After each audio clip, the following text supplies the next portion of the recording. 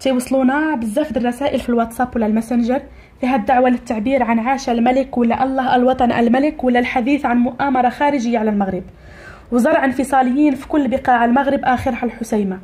مزيان نعرفوا ان اللي خدامين في هذا الشيء جيش الكتروني كبير، الهدف من خلقه من طرف اجهزه الامن هو نشر افكار مغلوطه وبروباغندا ضد الاحتجاجات الشعبيه ديال المواطنين الفقراء، وهما خدامين في التعتيم وتأليب الرأي العام ونشر اخبار كاذبه معززه ببعض كلمات مثل افادت مصادر امنيه باش يعطيو قيمه ومصداقيه لاكاذيبهم.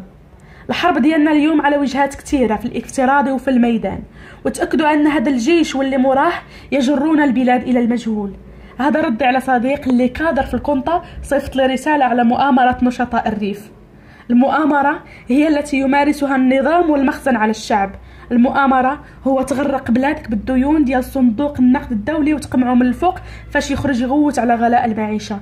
المؤامرة هو تهرب أموال بلادك لأوروبا وتعفى من الضرائب ومن المحاسبة ومن التقاضي. المؤامرة هي تبيع الخدمات العمومية باش المستثمر يرضي عليك ويستثمر في الخواص، وترهن ولاد الشعب للمجهول والبطالة والجريمة. المؤامرة هي تصنع العبيد عوض الأحرار، وتصنع الرعاية والعياشة عوض إنسان كريم حر ومستقل. المؤامرة هي تخلق إنسان مكلخ ما يقدرش يفكر ويتأمل بلا ما يولي آلة كيهضر بسمية مولاه وما يقدرش يبدع ولا يتساءل ولا يناقش ولا يعطي رأي.